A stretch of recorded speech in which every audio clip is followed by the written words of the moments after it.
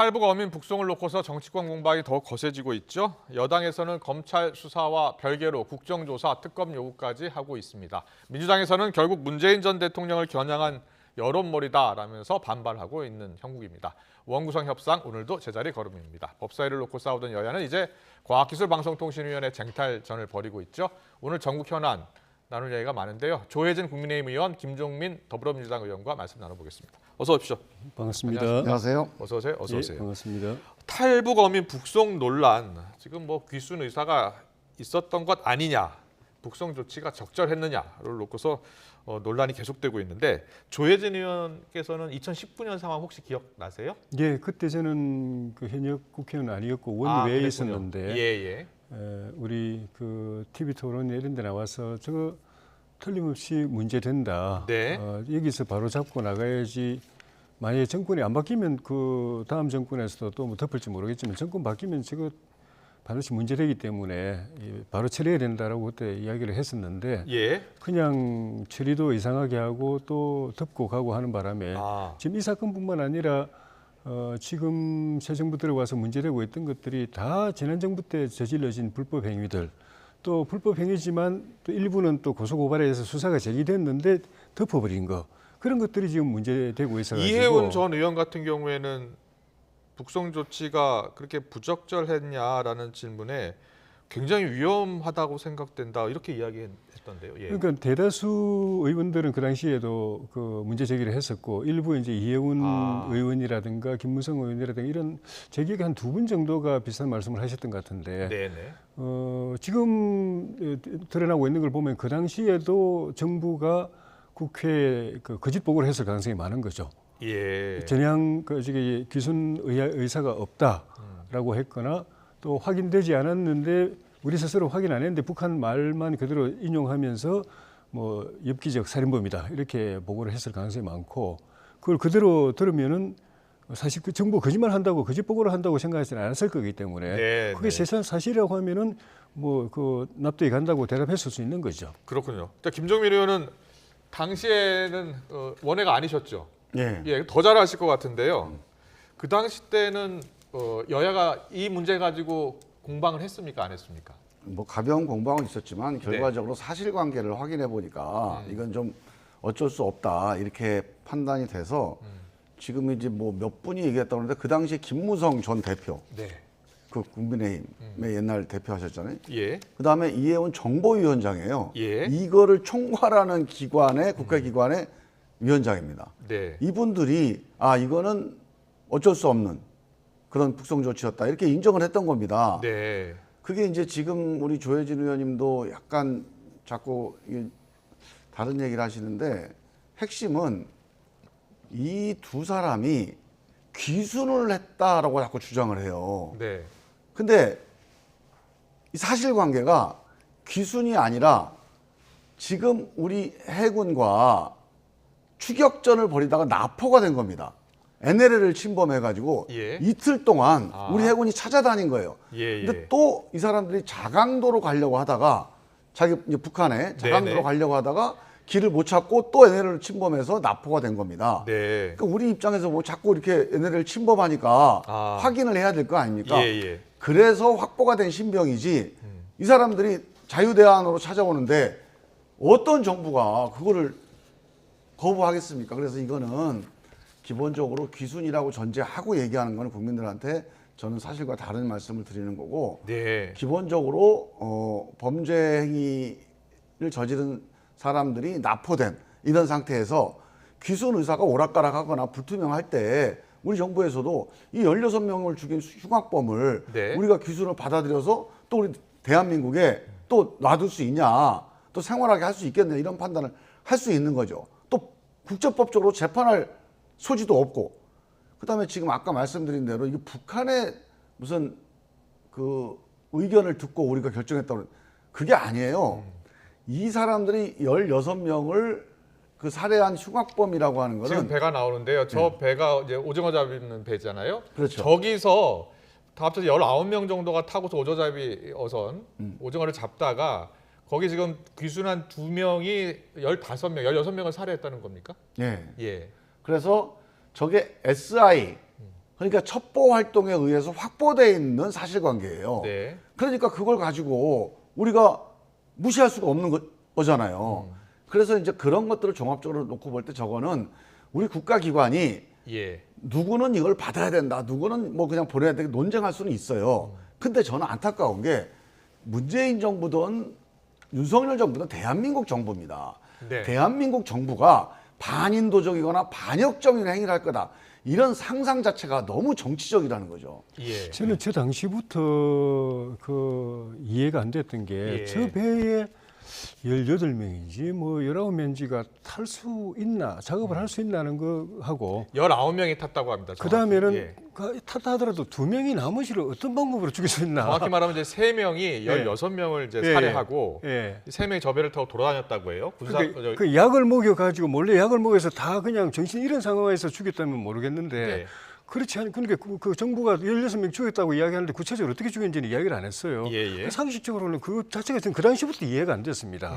그래서 그건 확인을 해야 되는데 정부가 이게 증거 보존을 안 하고 그냥 소독을 다 해버렸어요. 그 당시에도 언론이라든가 우리 야당에서 그 사실이면 확인하기 위해서 증거 보존을 해야 된다고 했는데 소독해가지고 북한을 보내버렸어요. 네. 그것도 이해가 안 되는 행위였고, 그리고 좀 전에 이제 김정민 의원님께서 저 배가 그 NLL을 넘어서서 남한을 했다고 그러잖아요. 그렇습니다. 좀 그 추방 남한을 사건이 한 있지 보고 거거든요. 계신데. 예. 도망간 게 아니고 남한은 내려왔는데 NLL을 넘어서서 남으로 내려오는 배는 크게 보면 두 종류입니다. 네. 무장 간첩선이거나 저쪽에 뭐 그 군함이거나 예, 침범 이게 예. 무력 침범을 하는 배이거나 아니면 기순 어선이거나 둘 중에 하나입니다. 아. 근데 저거는 무장 간첩선도 아니고 군함도 아니잖아요. 예. 근데 내려왔잖아요. 네. 그건 기순이죠. 그럼 뭡니까? 우리 공격하러 내려왔습니까? 예. 그리고 김병조 민주당 그 의원께서 우리가 막 저 배를 향해서 그 경고 사격도 하고 그래가지고 잡았다고 그랬거든요. 그 이해가 안 돼요. 어선이 우리한테 적대 행위를 할 수도 없는 건데 왜 경고 사격을 했을까? 그리고 왜 해군이 막 쫓아오니까 NLL 위로 넘어갔다가 다시 또 내려오고 했을까? NLL을 그래서 계속 돌아다녔다고 하더라고요. 저는 예. 느낌이 우리 자기들이 기순하러 내려오는데 우리 해군이 자기들을 향한 태도를 보고 경고사회까지 하는 걸 보고 이거는 이 자기를 맞아주는 게 아니라 이거 올라가라는 이야기구나. 못 내려오게 막는구나라는 그런 느낌을 받았지 않았을까. 왜 무장하지 않은 어선한테 경고사회까지 합니까? 예. 내려오는 기순하러 내려오는 그러니까 어선이 아니 그 저기 군함이 아니면 기순일 수밖에 없는데 예. 경고사격하고 NL 위로 쫓아보내고 하는 거는 그 이 부분도 조사돼야 된다고 보는데 확인돼야 된다고 보는데 시끄럽게 하지 마. 내려오지 마. 귀찮아. 빨리 올라가.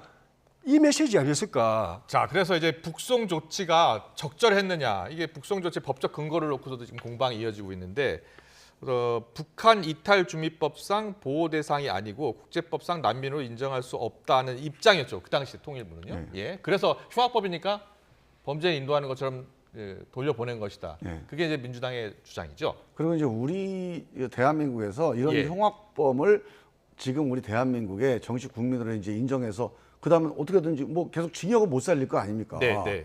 그러니까 이게 지금 우리 조혜진 의원님 저렇게 얘기하시는 거 보니까 이 사람들이 얘기하는 걸 다 믿어야 돼요. 우린 사람 죽인 적도 없다. 뭐 이렇게 해야 되는데 아니 그건 그거를 가지고 우리가 여기서 판단을 해야 되는데 예. 그게 쉽지가 않았다는 일이었고 그다음에 네. 이제 북한의 주장이 아니라 우리가 확보한 첩보에 의해서 이 사람들이 여러 살인범이라고 하는 게 확인이 됐다면 그거는 제가 보기에는 판단을 해야 됩니다. 제가 답답한 거는 이런 거예요. 우리 지금 국민의힘이 저렇게 국민의힘 권성동 의원이나 우리 조혜진 의원님 주장대로 하면 저는 민주당하고 같이 왜 정치합니까? 그렇게 비인도적이고 네. 완전히 반인류적인 집단이에요. 우리 예. 문재인 정부나 민주당은. 아. 아니 그러면 여기를 타도하든지 아니면 다 감옥 보내야지 뭐하러 정치를 같이 해요. 저는 그런 상상 자체가 특히 안보 문제를 가지고 이렇게 막 정치적으로 너무 확대 과장하는 거 있잖아요. 네, 네. 난 이런 기본적인 정치 패턴 고만해야 됩니다. 외교 안보 문제는 우리가 서로 같은 기본적인 대한민국 국민이고 애국자다. 이런 기본 전제 위에 서로 토론을 해야지 저놈들은 반인륜적이고 반역적인 집단이다. 이런 전제를 가지고 지금 보고 있는 거예요. 민주당 전체는 아니고 전 이해 가지고는 안. 민주당 전체는 아니고 그럼 문재인 대통령이 그렇다는 정부의 건데. 대북 정책을 이끌어간 몇몇 사람들 국정원 또 그 국방부 또 청와대 이쪽에서 그런 방향으로 이끌어갔고 그게 대한민국 공무원들이에요. 밑에 있던 사람들은 거기에 따라 할 수밖에 없었고. 그러니까 지금 통일부는 또 이 해당 규정이 북송 여부가 아니라 탈북민 지원 여부의 판단 기준이다. 예. 그래서 다른 입장을 좀 내놓은 거 아니에요?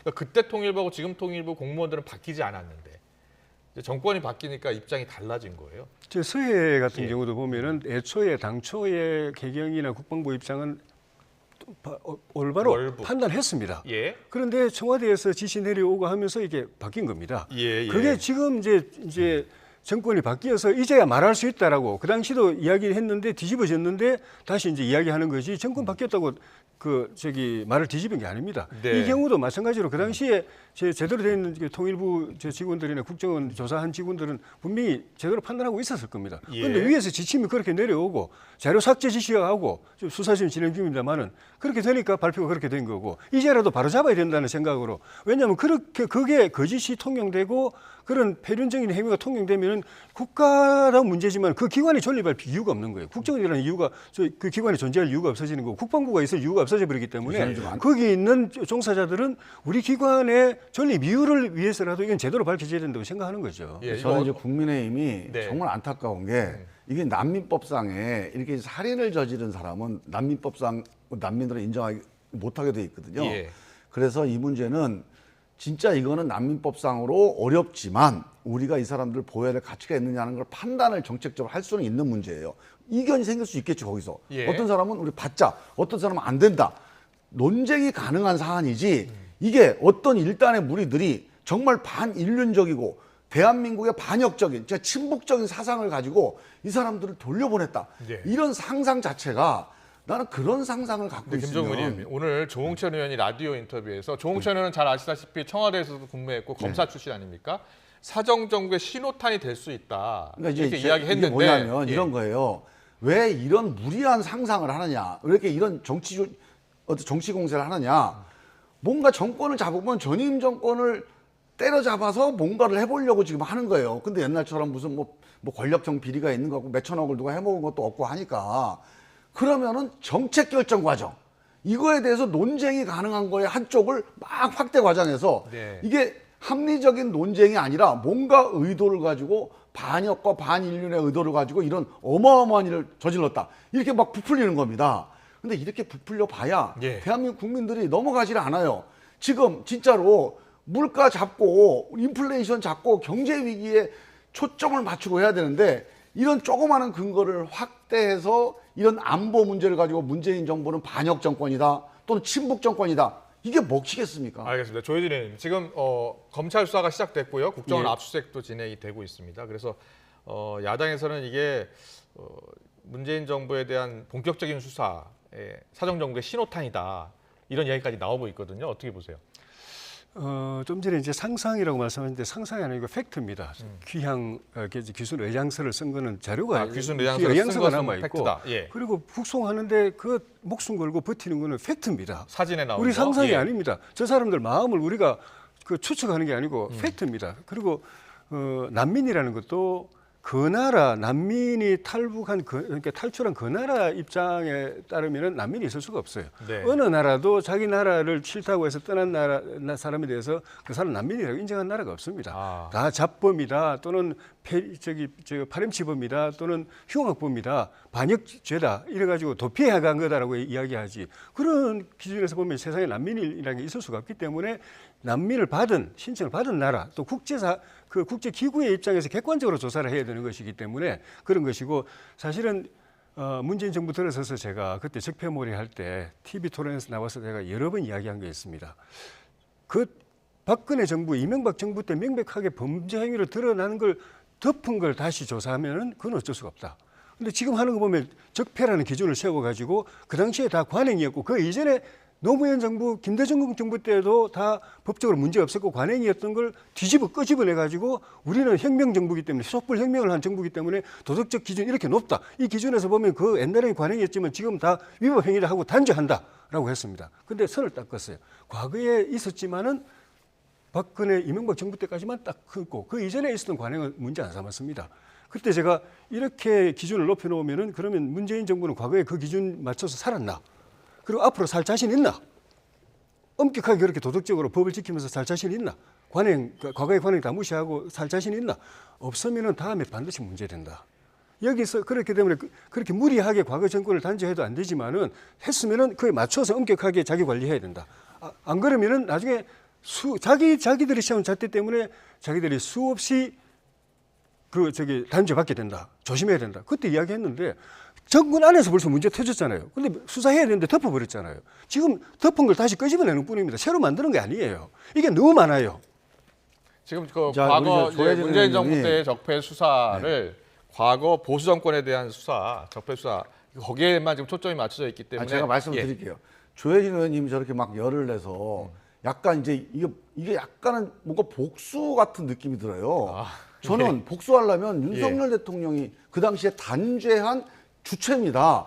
윤석열 대통령한테 책임을 물어야 돼요. 그때 지금 기준에도 없는 거 또는 과거의 관행들을 다 단죄해서 징역 보내고 기소한 사람 윤석열 검사예요.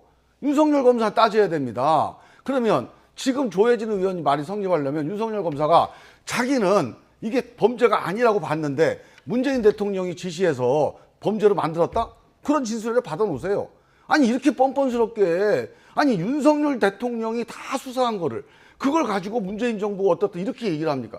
그때 수사한 내용을 누가 압니까? 다 검사가 이거 범죄된다 도장 땅땅 찍으니까 놔둔 거지 누가 그걸 대통령이 하나씩 일일이 다 보고 이거 집어넣어 그랬습니까? 아니 가서 윤석열 대통령 물어보세요 한번 왜 그렇게 집어넣냐고. 그때 제가 특정인을 말씀드려야 할지 모르겠는데 TV 토론에서 원외끼리 전직 의원끼리 TV 토론하면서 대선 과정에 문재인 대통령 후보가 대선 말미에 신촌에서 유세하면서 적폐청산 이야기 딱 꺼내더라고요. 그래서 제가 TV 토론 그 과정에서 저렇게 하시면 안 됩니다. 라고 이야기하고 끝나고 난 뒤에 둘이서 민주당 전직 의원님하고 상대 패널하고 이야기를 하니까 우리 그렇게 안 합니다. 저거는 그냥 우리 열렬 지지자들을 의식해서 한마디 했을 뿐이고 그런 식으로 안 합니다라고 했는데 그분이 청와대 그 적폐청산 책임자로 들어가가지고 전 부처에 공문 보내가지고 적폐청산위원회 만들어라. 과거 정권 뒤집어라. 해서 다 이 불법 행위로 다 그 규정해가지고 경찰 검찰에 넘겨라. 그 경찰 검찰에서 그 지시대로 했지 않습니까? 윤석열 그때부터 불행이 윤석열 씨앗이 검사가 그걸 신구 했잖아요. 권력 지금 계속 윤석열 충돌하니까 검사한테 물어보시라니까요. 계속 말씀하시면 결론이 안 날 것 같아요. 두 분 말씀은 또 다음 시간에 또 더 듣고 다른 이야기 좀 해보겠습니다. 국회 이야기 좀 해볼게요. 국회 개점 휴업 중인데 지금 벌써 40일이 넘도록 원구성을 하지 못하고 있습니다. 국회에서 국민들을 위해서 좀 열심히 일해야 될 때다라고 계속 여야 다 말씀하고 계시는데 사실상 우리 국민들이 보기에는 여야가 밥그릇 싸움만 하고 있는 것 아니냐라는 생각이 듭니다. 이번에는 법사위 문제가 아니라 뭐 과방위가 더 문제인가 봐요. 왜 이렇게 합의를 못 보는 겁니까? 아니 이제 국회 상임위가 18개가 있잖아요. 네. 18개가 있는데 예를 들어 숫자는 11대 7로 하자. 네. 민주당이 11, 국민의힘이 7로 하자. 이렇게 합의가 됐어요. 네. 그러면 어느 상임위를 할지는 어떻게 결정합니까? 일단 그러면 여당이든 야당이든 한쪽이 먼저 결정하면 그 다음에 다른 쪽으로 이렇게 왔다 갔다 하는 거 아니겠어요? 그래서 우리가 민주당이 11개지만 숫자는 많지만 선택권은 당신들이 먼저 해라. 국민의힘한테 먼저 선택을 하라고 그랬어요. 네. 그때 법사위 운영위를 하는 겁니다. 그 법사위 운영위를 하면 그럼 민주당이 2개를 골라서 우리는 이거 하겠다. 이렇게 해서 2개씩 왔다 갔다 해야 정상이잖아요. 지금까지 그렇게 해왔어요. 그랬군요. 지금까지 그런 게 관례인데 이번에는 국민의힘이 2개 해놓고 또 우리가 2개 했다니까 그건 안 되다. 그건 나중에 자기가 또 선택하겠다는 거예요. 저희 행안위하고 과방위 2개인데 행안위는 이제 소방부처가 경찰청이고 과방위는 이제 언론이잖아요. 이 2개 분야 경찰과 언론 이거 서로 좀 장악하려고 하는 것 아니야? 그러니까 그런 개별적인 쟁점보다는 기본적인 우리의 관례가 있잖아요. 그리고 우리가 상식적으로 제가 말씀드리는 게 맞는 거 아닙니까? 2개를 한 당이 먼저 골랐으면 다른 당이 2개 먼저 선택하고 이렇게 주고받으면서 해야 합의가 되잖아요. 그러니까 2개를 야당에 줬으면 이제 2개는 여당이 가져가는 게 맞지 않느냐라고 이야기하셨는데. 행안위 과방위가 이제 그 보통 보면은 이제 여당 몫의 상임위가 있고 야당 몫의 상임위가 있습니다. 그래서 여야가 또 바뀌면 운영위하고 법사위는 보통 원래는 야당이었는데 민주당이 지난번 여당 운영위는 인대모도 원래 가져가 버렸죠. 그리고 이번에 돌려준다고 그래고 또 이제 조건을 또 내건 건데 행안위하고 그러니까 운영위도 그랬지만 행안위하고 과방위가 이제 과거에 보면은 여당 몫이었습니다. 그래서 지난번에도 그 이전에 박근혜 정부 때는 우리가 했었고 그랬군요. 문재인 정부 들어서고 나서는 또 둘 다 이제 민주당이 가져갔고 근데 우리가 여당이 됐으니까 우리가 해야 되는데 네. 그래도 우리는 양보를 해서 예. 의석이 저쪽이 많으니까 둘 다 가지지는 않겠다. 둘 중에 하나는 그럼 민주당이 갖겠다면 가져라 이렇게 했는데 민주당은 다 가지겠다는 거예요. 여당일 때는 원래 행안위 과방위가 여당 몫이었다 사실이 맞습니까? 아니고요. 사실이 아닙니까? 야당목, 여당목이라는 건 없습니다. 규정이 없고 예. 기본적으로 선택을 할 때 매번 원내대표끼리 협상을 해요. 선택할 때 기본 원칙이 한쪽에서 2개 선택하고 나머지 2개 선택하고 그 다음에 이렇게 선택을 끝나면 네. 나머지 한 10개 상임위는 사실상 뭐 어느 쪽에 가져가도 상관없다 이런 게 있어요. 예. 그건 뭐 나중에 선택하는 거죠. 그 조금씩 양보하면 안 됩니까? 예? 조금씩 양보하면 안 돼요? 그 양보한 게 먼저 선택을 하십시오. 네. 그쪽에서. 그 양보한 거 아니에요. 근데 여기다가 내가 먼저 선택해놓고 그 다음에 상대방이 선택하는 걸 이 선택권을 침해하는 거예요. 네. 그거 안 되죠. 그건. 법사위는 선택이 아니고 우리 당한테 돌려준다고 해놓고 그런데요. 좋습니다. 지금 뭐 경제 위기잖아요, 사실. 네. 금리도 계속 높아지고 물가도 오르고. 그래서 원구성을 빨리 하시고 그리고 국민들을 위해서 좀 띄워주셔야 되는데 워낙 안 뛰다 보니까 이제 세비 반납 얘기 또 나왔습니다. 세비 반납 얘기. 보니까 월급이 1,200만 원 가까이 된다고. 맞습니까? 그러니까 실수령액 그보다 좀 떨어지고 1,200만 원 굉장히 고액입니다, 사실은. 근데 보니까 18대 국회, 19대 국회, 20대 국회 모두 초선 의원들 많이 반납하거나 기부했네요. 김종인 의원님도 기부하셨어요? 반납하셨어요? 예, 제가 아직 뭐 지금 세비 반납 얘기는 안 아니 나오고요. 20대 국회 때요. 그때 제가 정확히 기억은 안 나는데 예. 하여간 우리가 뭔가 세비에 대해서 뭔가 대책을 가지고 논의를 한 건 사실인데 네. 근데 저는 지금도 이제, 하고 계시는 거군요. 예, 지금도 이제 논의를 계속 문제 제기를 하고 있죠, 지금. 네. 근데 지금 저는 뭐 이게 세비 반납이 중요한 게 아니라 지금 여야가 이런 식으로 국민들한테 세비 반납 얘기가 나올 만큼 네. 일을 이렇게 한다는 거 난 이게 참 너무 답답해요. 뭐 우리 민주당도 뭐 다수당이니까 책임을 면할 수는 없는데 전 여당이 조금 더 생각을 달리 했으면 좋겠어요. 지금 여당 책임이 훨씬 큽니다. 국정 운영에서는. 국정 운영을 위해서 국회가 뒷받침하거나 논의하거나 해야 될 책임이 크기 때문에 나는 여당이 좀 양보해서라도 빨리 타결을 해야 이게 정상이에요, 이게. 네, 여당이 좀 양보해야 빨리 좀 된다. 했으면 좋겠어요. 자, 조혜진 의원님은 여당이 양보를 빨리 해야 된다. 여당이 책임이 크다고 하면 여당한테 협조를 해주셔야 되는데 국회 협상 과정에서는 숫자 가지고 민주당 마음대로 하면서 여당의 책임이 크다고 그러시면 두 분 모두 좀 뭐 두 분만의 책임은 아닐 겁니다. 분명 여야 뭐 지도부도 책임이 있고 300명의 국회의원들 모두 책임이 있겠죠. 지금 어려운 분들 많으니까 일단은 무노동 무임금 원칙에 따라서 일 안 하신 만큼은 반납하거나 기부하는 게 좋지 않을까라는 생각이 듭니다. 다른 이슈 넘어가겠습니다. 더불어민주당 전당대회 이야기 해볼게요. 이재명 의원이 이제 17일 그러니까 얼마 남지 않았습니다. 당대표 후보 등록한다고 하고요. 조금씩 본격적으로 전당대회 열기가 달아오르고 있습니다. 그런데 이제 97그룹에서 이재명 의원의 사법 리스크를 공격하고 나섰는데요. 어떤 이야기가 나왔는지 듣고 오겠습니다. 이재명 의원에 대한 부당한 탄압이라면 저부터 맞서서 싸울 것입니다. 네. 또 이재명 의원도 우리 당의 지도자로서 혹시 이런 문제가 현실화됐을 때 네. 당 대표직과 의원직 그리고 우리 당 전체를 어떤 의혹의 방어용 방패막으로 쓰실 분이 아니라고 저는 확신합니다. 네. 우리 당에 그런 빌미를 주는 일은 없어야 될 것 같고 네. 우리 당이 또 민생 위기를 오히려 더 챙기는 정당으로서 국민들께 인정을 받아야 될 때 이 사법 리스크가 우리 당의 이런 그 민생을 챙기는 모습에 발목을 잡지 않아야 된다 이런 생각을 갖고 있습니다. 사실 이 사법 리스크는 여당에서 많은 공격 소재였거든요. 그런데 이제 전당대회 열기가 조금씩 달아오른 것 같아요. 97그룹에서 사법 리스크 이야기를 꺼내기 시작했거든요. 실제로 이슈가 될 것 같습니까? 뭐 아무래도 쟁점이 되지 않겠나 보는데요. 네. 저는 이제 이런 겁니다. 우리가 이제 당내 두 가지 입장이 있어요. 이런 사법 리스크가 있는데, 그러니까 일종의 정치 보복 가능성이 있는데, 예. 이 정치 보복에서 맞서기 위해서는 당 대표가 돼가지고 당 대표가 돼서 뭔가 이거 좀 우리가 거당적으로 대처를 해야 된다. 이렇게 주장하는 분들이 있어요. 예. 그래야 정치보복을 막을 수 있다. 아. 또 다른 한편에서는 네네. 이 정치보복을 막으려면 네. 당사자가 당대표가 됐을 경우에 국민들한테 설득력이 떨어지지 않겠냐.